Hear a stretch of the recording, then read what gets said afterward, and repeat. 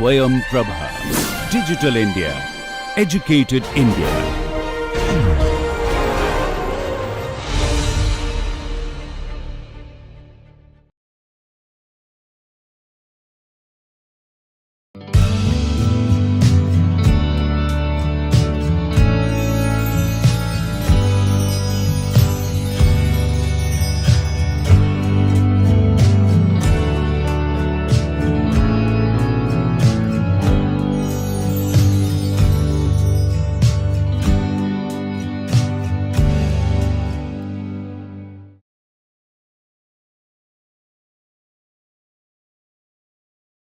Dear learners, greetings from IIT Guwahati.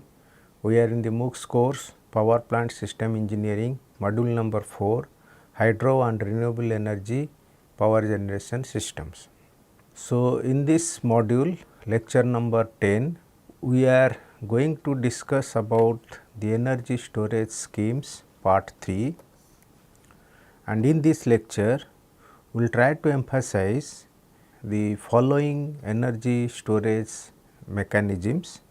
First is flywheel storage system, battery storage systems, magnetic storage systems, chemical reaction storage systems, and finally, we will think about this hydrogen energy storage, because this energy storage system is the driving mechanism for the next future generation power mode, because hydrogen is treated as a clean fuel and it satisfies all the needs of zero carbon emissions. Now, out of these storage systems, the first three, that is flywheel, battery and magnetic, they fall under direct energy storage or direct electrical energy storage system.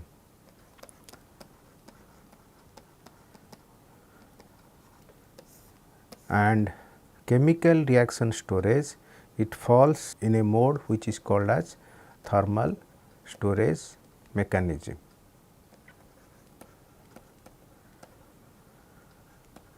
Hydrogen storage is an additional topic which we have introduced, which we call it as a clean fuel and has potential for power generation in future. So, to start these storage things, first thing I need to emphasize that we require the energy storage mechanisms, because to cater the need of peak demand, every power plant systems must have some mechanism to store the excess energy, and that excess energy has to be catered during the peak load demands.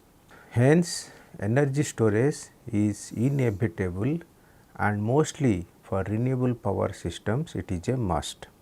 Now, to look for the cyclic variations hourly, monthly or yearly, you need to tap the energy from the base plant, and that has to be stored in a particular mechanism, and those energy has to be disposed of at the time of need. So, that is what we call this as a necessity for energy storage. So, the complete flow diagram talks about that we have primary heat source, method of storage is electrical and we have thermal, and in our previous lectures we emphasized about the electrical storage, mainly electromechanical systems stored by pumped hydro or compressed air storage things, and we also discussed about the thermal energy storage, sensible heat, latent heat, and in this lecture we will talk about some of the fundamental aspects of auxiliary energy resources, which is mainly flywheel, then we have the storage systems, and thirdly chemical reaction things. We will not go deep into this because this is not the part of this complete coverage, but however, I will try to emphasize the basic principle and working operations for all these type of storage systems. Now, first thing is that a flywheel energy storage system. We all know that flywheel is a large mass, and this it stores the kinetic energy, and that kinetic energy is typically converted to a electrical motor generator set to to discharge its energy. So, what we normally do is that during charging mode or off peak period, the flywheel is supposed to be attached to a motor generator set. So, which means that during charging phase, that is off peak period, the motor adds energy to the flywheel, and that energy is in the form of kinetic energy. That motor energy stored in the form of kinetic energy. And for generation mode, the flywheel rotor delivers this kinetic energy to the generator during the peak demand period. Now, if you look at the how much energy stored in a flywheel, this is a very simple expression. Kinetic energy is expressed in terms of half m into v square. So, here v stands as rotational speed multiplied by its linear length. So, linear length, normally the flywheels are circular in diameters. So, length travelled for each revolution is twice pi r multiplied by n stands as revolutions per second. So, half m v square now becomes twice pi square m r square into n. Now, here r stands as radius of gyration. This radius of gyration is normally kept as large. Of course, if you look at this expression, energy can be maximized by increasing the radius of gyration, increasing the mass. So, the very fundamental features of storing energy in the form of flywheel is that you add large mass as well as large size. So, when you say large size, because energy stored will be proportional to square root r square, that means huge amount of energy can be stored if your radius of gyration is large. And coming back to speed, revolution of speed is n square. So, for flywheels, normally what happens at the time of discharge of energy from the flywheel, kinetic energy is transferred back to the generator set, which means that there is always a fluctuation of speed, because the demand and the speeds are correlated. So, during the peak demand, when there is a fluctuation of speeds, that has to be restricted.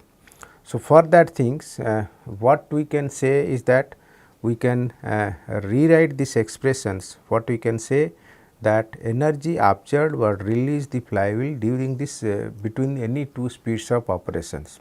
So, this can be expressed as twice pi square m into r square into n2 square minus n1 square. So, this is what we this is the final expression, that speed fluctuation. But normally we do not have much control about the fluctuation in the demands. So, what we can do is that whatever may be the fluctuation, we can ensure that we are delivering the energy with least fluctuations with respect to speed. To counter this, what we define a term called as coefficient of speed fluctuation, that is n2 minus n divided by n. N stands at average speeds, which is n1 plus n2 by 2. Now, from this expression, we can now get back this particular expression delta E as a function of n, which is the average speed, that means flywheel running at average speeds, with a parameter called as coefficient of fluctuation Ks. And this Ks tells about whether we are providing a steady energy or there is a fluctuation in the speed. So, for that reasons, this Ks value is kept between 0.005 to 0.2, which means that this defines the closeness of speed regulations. For fine speed regulations, Ks is 0.005. For coarse speed fluctuations, that means fluctuation can go as high as 20%, that means 0.2 for this thing. So, that is the control limit we can have for Ks. So, the choice is with our hand what type of Ks we are going to regulate. Now, to minimize this Ks or fluid fluctuations, what we expect is that mass and radius of gyration of the flywheel must be high to have a very close speed regulation. So, now coming back to the flywheel design criteria. So, a rotating flywheel, when it is at high speed, it is always subjected to a stress level, and this stress level keeps you alert about the critical design considerations. So, there are two parameters that is used for considering this design criteria. First one is theoretical maximum specific energy, which means energy absorbed per unit mass of the flywheel, that is which is characterized in terms of its mass of the flywheel. Other thing is that which is characterized in the form of volume of the or size of the flywheel, that is maximum volumetric specific energy, which is absorbed, that is energy absorbed per unit volume.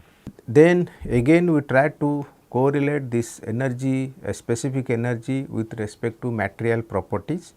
So, here we can say that maximum specific energy is dependent to stress to density ratio.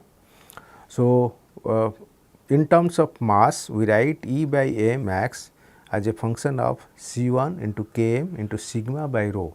Sigma stands as allowable stress in which flywheel material is prepared. Rho stands as the density of the flywheel. Other part, that means if you want to convert in terms of volume, that means maximum volumetric specific energy, this this part, that means Km by rho can be defined as Kv, and that Kv we call this as a volume efficiency factor. So, here there are two important parameters here, mass efficiency factor and volume efficiency factor, and these two factors regulate the maximum specific energy. Now, how to regulate or how to control this Km and Kv? So, for that reason we need to think about whether the flywheel is designed in a continuous isotropic material or anisotropic material, or it is designed, the material is designed based on considering variety of constituents with their mass fractions or volume fractions. So, for that reasons to make it light, but then based on these things the Km and Kv are chosen. So, here the plot here that talks about the mass efficiency factor Km and volume efficiency factor Kv. So, it has been plotted for variety types of materials. First is constant stress type or isotropic materials, but you can see they have a constant type of property, mass and volume fractions, and they are closely related, but with some point of volume efficiency factor the mass efficiency factor drops down. Another category called as uniaxial composite materials, they fall under the mass and volume efficiency factor falls in the range of 0.6. Third category is variable density materials, they have good mass efficiency factor, but less volume efficiency factor, and uniform rods they are also least favored.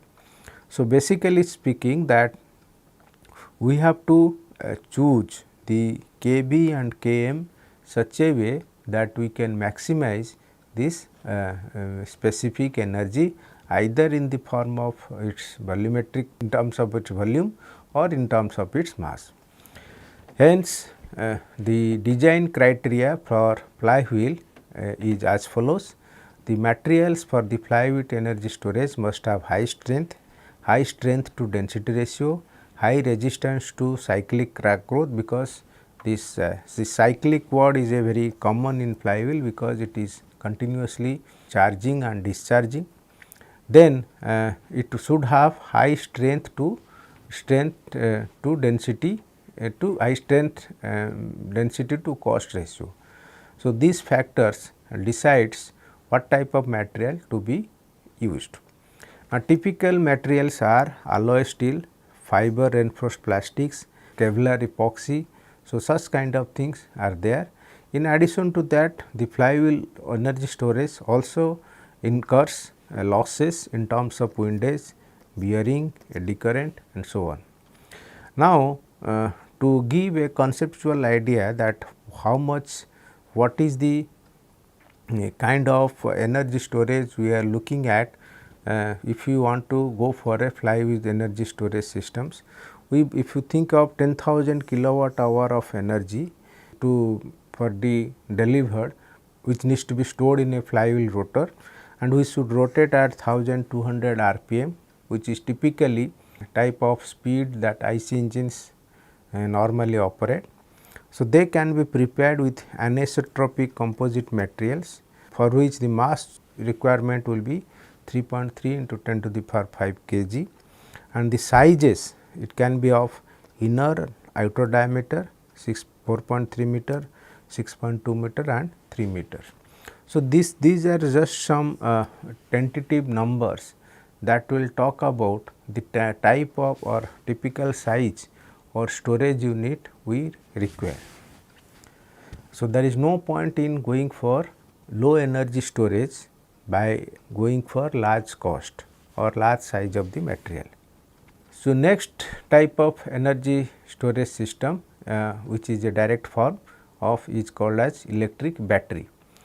In our day to day life, we all come across various type of batteries, and in typical batteries is lead acid battery. This is very common in our day to day life, and but in a large scale a direct method of energy storage in terms of lead acid battery can be considered. So, lead acid battery is a direct current battery which are conventionally used in the motor vehicles, even all vehicles has this type of battery. So, typically it contains 6 number of volatilic cells, and they are connected in series for a 12 volt capacity. And each of these batteries, the typical circuit diagram of a lead acid battery is shown here. Here we have one unit, and it is a the working principle falls, we call this as a electrochemical reaction. And here we have an anode and we have cathode. In the anode we have lead solid, and in the cathode we have lead oxide which is solid, and they are kept in an aqueous solutions which is H2SO4 with sulfuric acid, and this side we have lead and this side we have lead oxide. Now, what happens during the design phase? We say that we need to have an anode which is considered with a spongy grey lead, and for cathode which is formed from the lead oxides, and both of them are immersed in the water solutions of sulfuric acid in a separate compartment, which is this. So, then what we have, what happens during charging and discharging? The lead in the anode oxidizes to ion immediately when it precipitates as lead sulphate. So, when lead becomes oxidizes to ions, and during the discharge phase, this is what we do in the charging phase, and during discharge phase the lead becomes oxidized to form ions, and in the cathode the lead oxide takes this ion to get back to the PbSO4 and again the forms as aqueous solutions. So, through this process what we get some free electrons in the anode, and that is the driving force for the current flow in the circuit. Now, in the discharge phase all the plates are slowly and means throughout the now this is what we see in the charging. During discharge phase, both lead anode and cathode sections are slowly covered with lead sulphate that replaces lead in the anode and lead oxide in the cathode.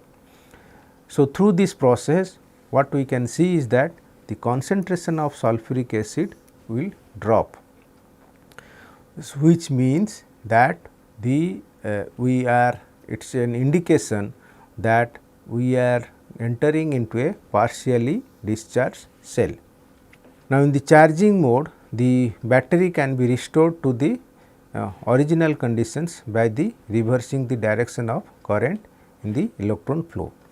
So, both cathode and anode, they are taken into account simultaneously to ensure that we are doing charging and discharging in a cyclic process.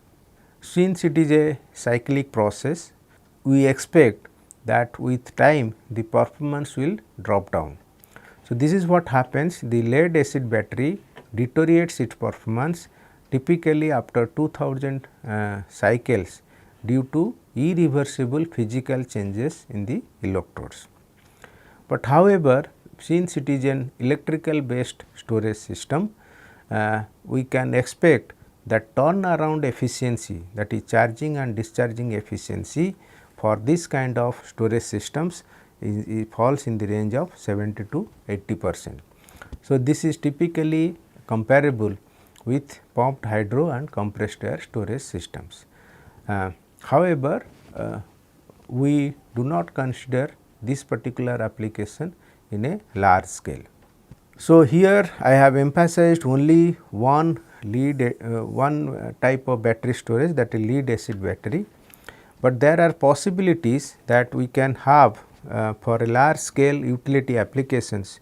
We can have sodium sulfur, zinc chloride battery, lithium chloride, lithium telofluoride batteries, all these things can be considered. High energy, low mass, long cycle life should be the characteristics of battery storage for high energy utility requirement. We will now move on to next type of energy storage systems, which is the direct energy, with that concept is called as magnetic energy storage. Magnetic energy storage is based on the principle what is called as superconductivity.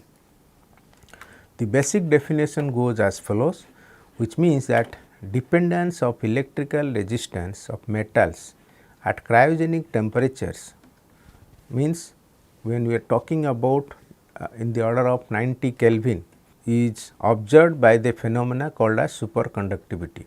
That means, we are looking at the resistance of materials at cryogenic temperatures, which this particular property called as superconductivity.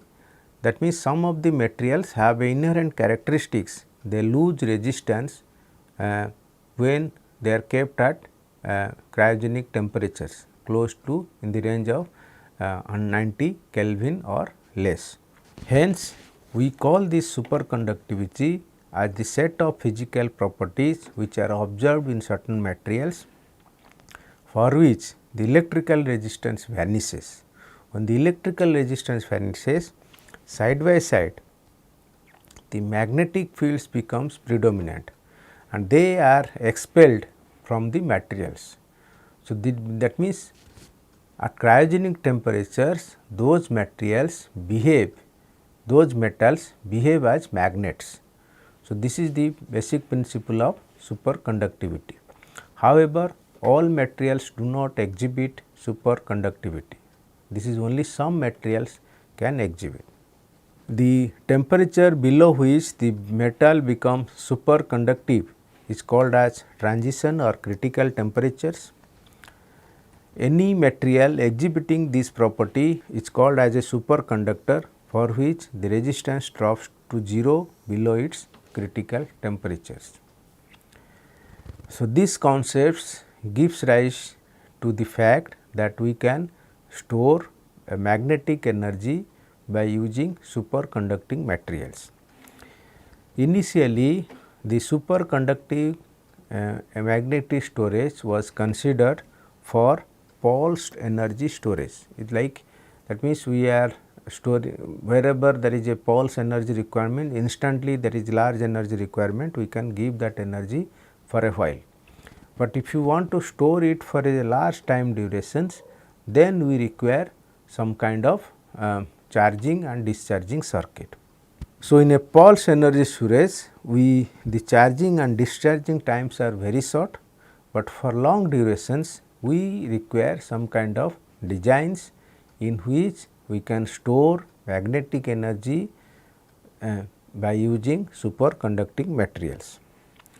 So, hence the concept of this superconductivity for certain materials is found to be suitable for large scale energy storage utility systems.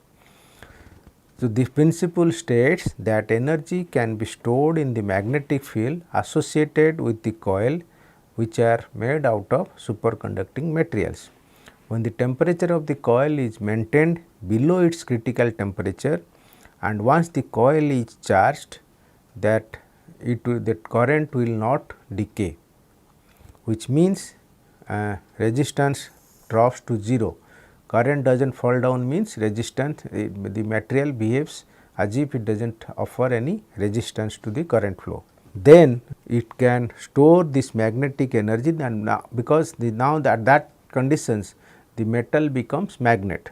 So, we call this that a magnetic energy which can be stored indefinitely, and this stored energy can be released back to the network by discharging the coil.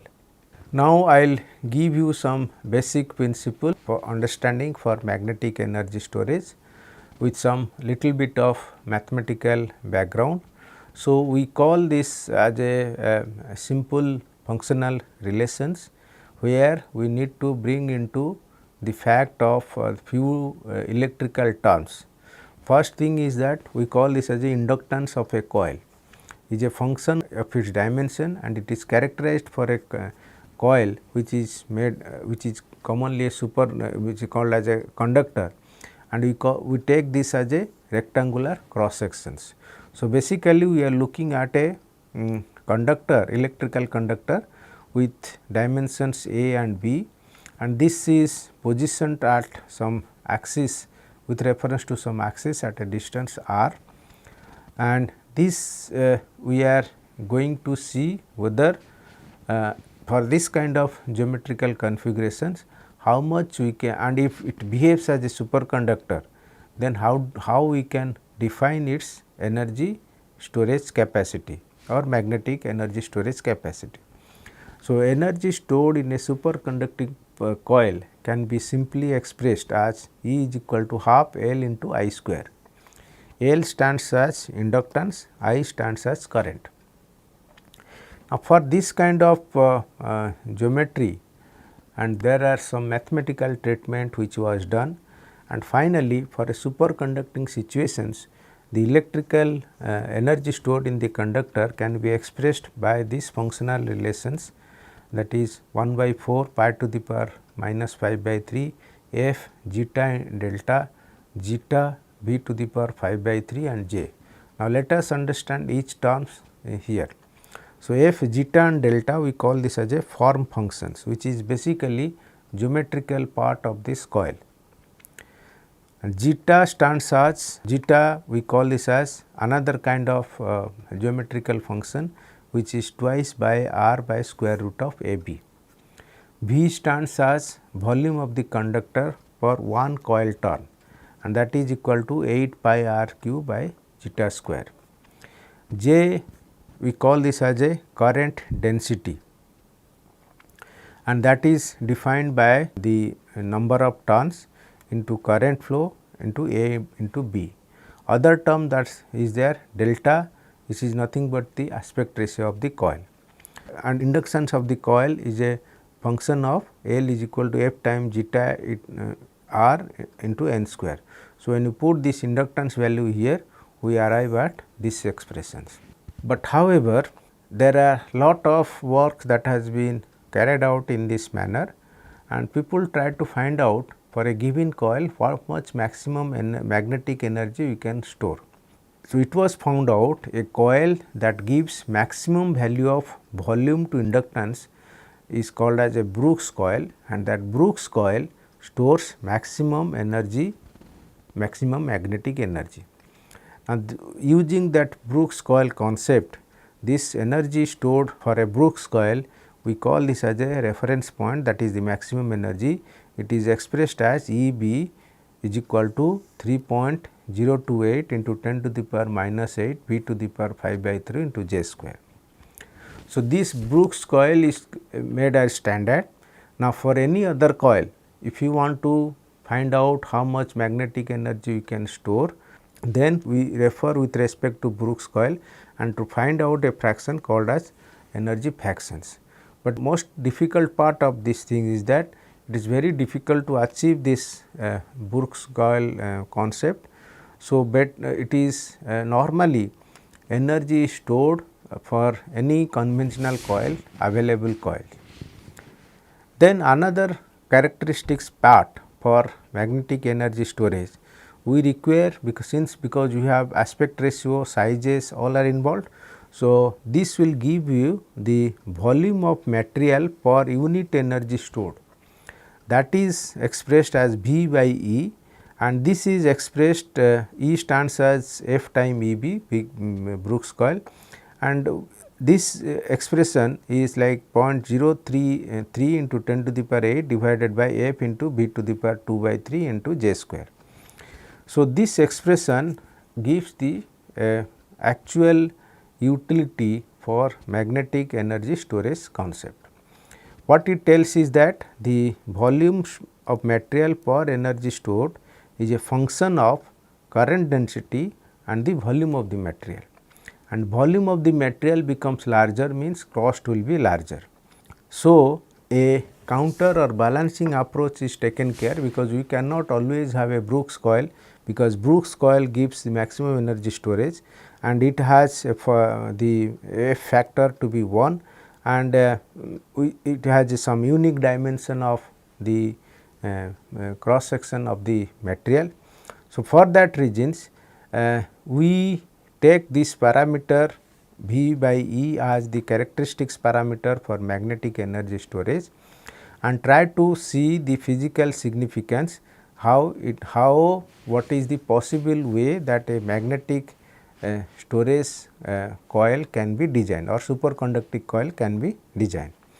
So, this particular talked about the plot talks about the aspect ratio of the coil, which is delta A by B to the zeta value, which is a another geometrical parameter twice R by square root of A B. And when it is plotted, we start with the factor called as form factor. So, as you proceed further, your storing capacity drop, because F becomes smaller and smaller. If you are going towards Brooks coil, for which F becomes 1, we are storing maximum energy. But storing maximum energy, we can have V 0 by V close to 1, and so the cost factor also, that volume becomes high. So, cost factor also goes up.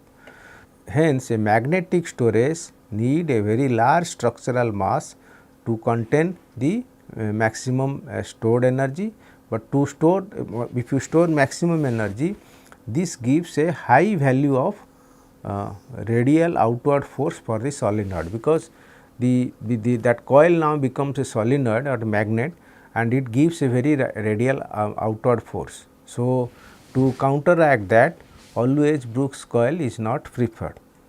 So, that is the idea, that design of a magnetic storage systems require the knowledge of important factor, that is volume of the material per energy stored, which demonstrates the economy scale of the coil. The cost of the coil is proportional to its volume, and the cost of energy stored is inversely proportional to volume and the current density. Hence, the main mechanical problem which is associated for a magnetic storage is very large structural mass and to contain the magnetic field energy. But when you talk about large magnetic and high magnetic energy, it gives large outward force for the solenoid. So, a balancing approach is made in which we can say that we can have choice of mass of the material and the amount of energy requirement. Now, for a typical proposed magnetic storage systems, there are some silent features. So, if you are looking at magnet energy storing in a magnetic field form as 5500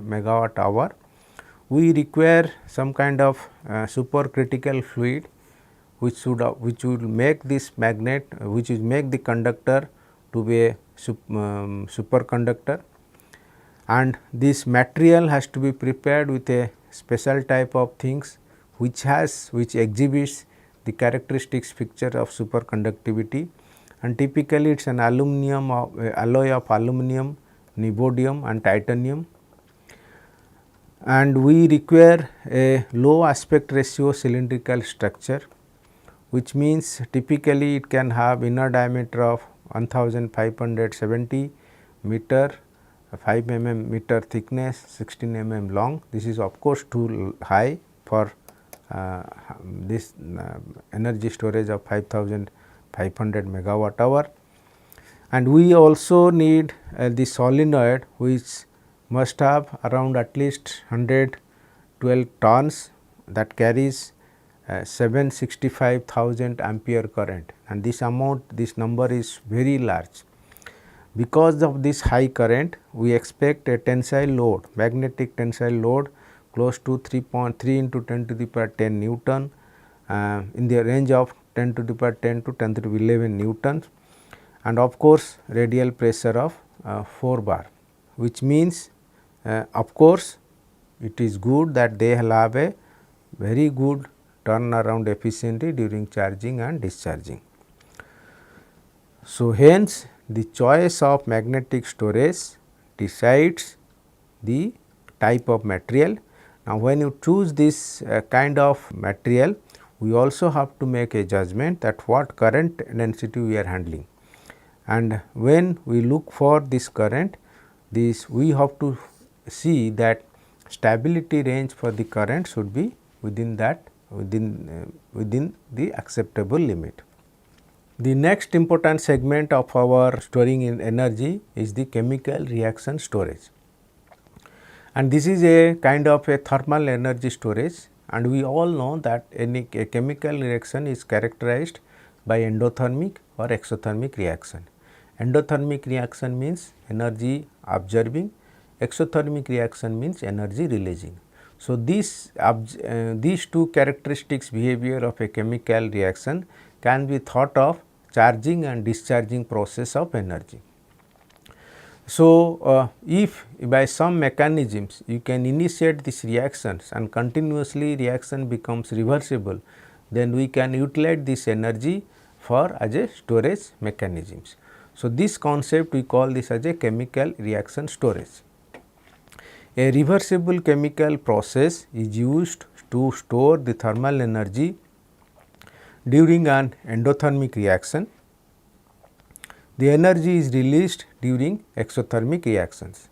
The heat of reactions, which is nothing but the higher heating value, which includes the condensation of water, is used at the process which is interpreted as energy stored during a chemical reactions. So, this is something similar to an alternative way that which is thought of either in the absence of latent heat or sensibly energy storage things medium. Now, when you talk about this exothermic reactions which occurs in the form of a catalyst, we call as methanation, and endothermic reaction purpose is we refer as a reformations. Why we are talking about methanation? Because we are considering a very familiar reactions in which particularly applicable for nuclear reactor thermal energy storage systems, which says that a reversible reaction in which carbon monoxide reacts with hydrogen to form methane and H2O.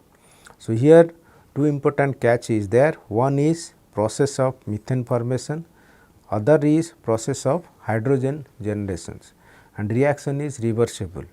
When you have reaction is reversible, we can think that energy released during this process and energy absorbed can be interpreted. So, that is the way we call this with respect to this reaction, we call this as a methanation and reformation. So, reformation is a process by which low grade or low molecular weight hydrocarbon is catalytically reformed to high grade or high molecular weight hydrocarbon. So, this process is also referred as the production of hydrogens from the methane and steam in presence of nickel catalyst. Methanation is the production of methane from the mixture of carbon monoxide and hydrogens. Now, to explain this, let us try to understand this particular figure which talks about schematic flow diagram of a power plant using a chemical storage systems, where we consider this chemical reaction as CO plus H2 gives CH4 and H2O, and reaction is reversible, and through this reaction energy released or energy absorbed is close to 250.3 kilojoule per gram mole. And typically the power plant that operates using this chemical reactions as similar to a conventional main power plant. So, if you take this particular part which is the primary plant and that operates at base load, we are just tapping some of the energy or heat from this circuit, from this primary heat circuit, and form two reactor. One is reformer which is an endothermic reactor, other is methanator which is exothermic reactor. And this for reformer which is an endothermic reactor, it takes out CH4 and H2O, and CH4 and H2O is here, and for methanator, and it takes CO and H2 which is taken from here, and this process keeps on happening for charging and discharging phase. Now, how it operates? Of course, both the reactors operate at different pressure, has to be operated different pressures, because your charging and discharging conditions are different. Normally, reformer operates at low pressure to maximize the rate of endothermic reactions. In the lean period, certain quantity of heat from the primary heat source is diverted to this endothermic reactor, and it is which is stored at ambient pressure and high pressure of 70 bar. During high demand period, the reactants are fed to methanator which is an exothermic reactor, where heat is generated to run the peak turbines. So, there are two turbines, one is primary turbine, other is peak turbine. So, the peak turbine operates with this fluid, and again the reactants are converted back to products which is stored in a separate vessel for later use in the reformer. And typically we are considering a storage pressure which of close to 70 bar, and these storage units reactors can be kept either above ground in a large steel tank, or it can be an underground cavern. And for this case, the chemical reaction situations, we can expect the turnaround efficiency of 85 to 90%. So, this particular thing gives the schematic of a chemical reaction storage, but however, there are other possible chemical reactions one can think of for reversible chemical think of for energy storage. Here we have only discussed about CO and H2 gives CH4 and H2O. Other combination is possible, CO plus H2 can give also CH4 and CO2, but at different pressure and temperature conditions.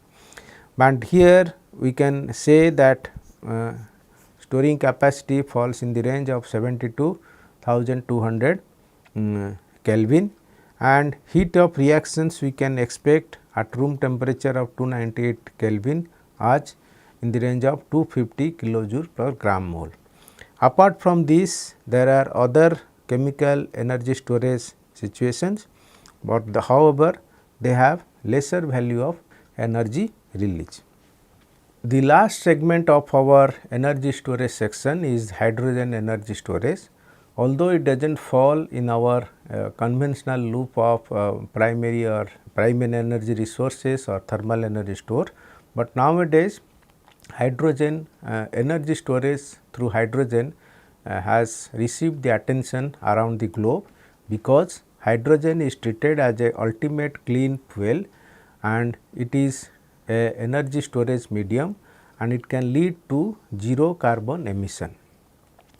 This advantage has given the idea that concept of hydrogen economy in terms of storage and cheap transmission for a long distance. Now, hydrogen, the standard process of hydrogen formations can come from a very fundamental electrolysis of water. By using electrolysis of water, we can get high quality energy that can be again combusted back to water again without any pollutions. However, production of hydrogen can happen by any of these following methods. They are thermal decomposition of water with thermochemical cycle, catalytic steam reforming of natural gas, industrial photosynthesis, ultraviolet radiations, partial oxidations of heavy oils, and some of the reactions which I have already covered in our chemical reactions, which is CO plus H2 gives CH4 plus H2O. We also can think of a water gas reaction when you deal with the coal as a fossil fuel for the power plants, where we can see carbon can mix with water to form CO and H2. This is another way. Electrical decomposition of water through electrolysis, which is here, and this is a very standard method where 2 H2O at cathode gives you H2 plus 2OH anode, and at anode we can get back the hydrogen back. Now, the main drawback of this hydrogen is its extreme flammability, because hydrogen gas is considered as a highly flammable gas, which means that 4% mole fraction in air is still flammable at room temperatures. So, and also associated problems with storing under pressure. Hydrogen as it is very difficult to store. So, hence normally liquefaction of hydrogen storage is another solutions, but again it consumes lot of energy.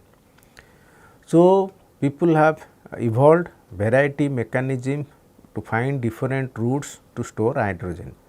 One such things which already I have mentioned in the form of methane. One can think of that CO and H2 can give CH4 and H2O. This process gives about energy release of 200 kilojoule, and for carbon when it reaction with hydrogen it gives 73 kilojoule per kilojoule. So, one way is that methane route we can store hydrogen.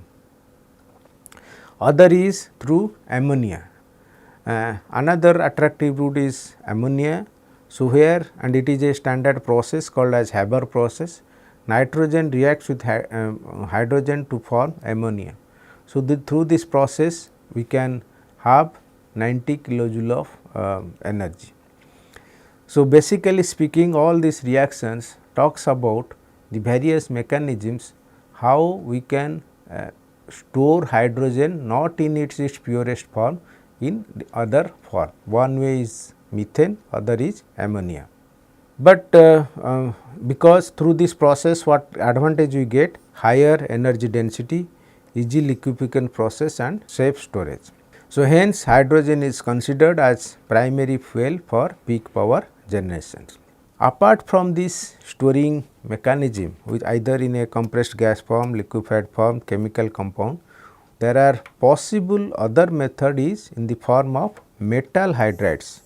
Nowadays, this is receiving a very good catch.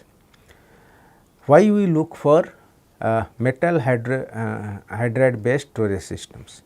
Because first point is the cost of liquefaction is high and bulk storage of hydrogen as a compressed air requires large size underground caverns, which is similar to a natural gas. Hydrogen in chemical compound like methane or ammonia is more commendable to energy storage.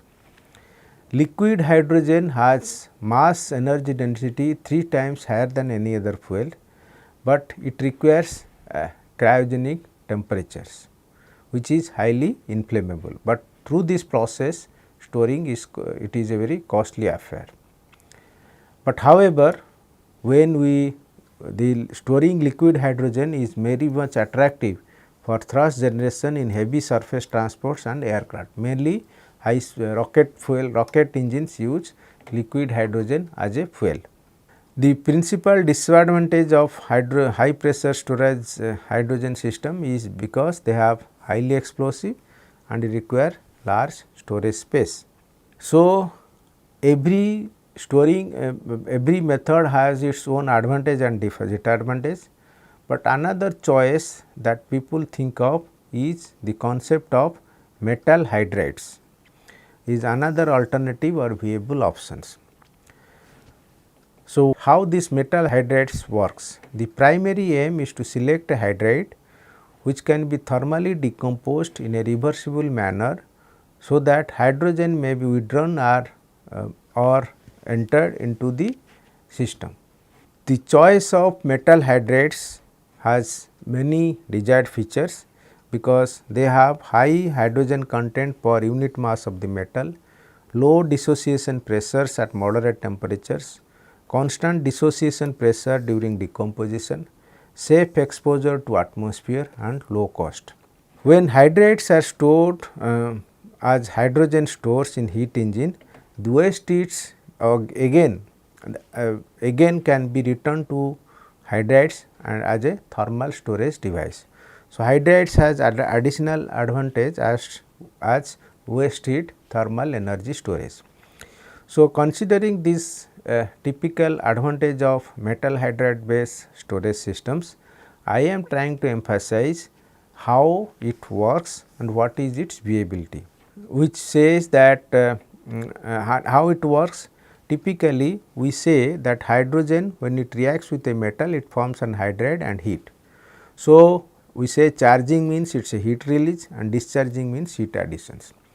For example, if you take this kind of material FeTiH 1.7, when it becomes another compound FeTiH 0.1, it releases 1856 kilojoule per kg. Other kind of material is in terms of magnesium. Magnesium, through this process hydride systems, we can expect 4036 kilojoule per kg of energy. Third choice is magnesium hydrogen, it can have 9198 kilojoule per kg of energy. So, what I am trying to say is that choice of metal hydrides in titanium, magnesium and iron has a definite scope as a metal hydride based storage systems. So, if you can typically compare a conventional liquid fuel, which is nothing but your fossil fuel, and with respect to hydrogen, and hydrogen can be stored either in the gas form or liquid form or metal hydride form, we can say a relative comparison. Mass energy density for conventional fuel is 44,000, whereas for hydrogen it is 140,000 kilojoule per kg.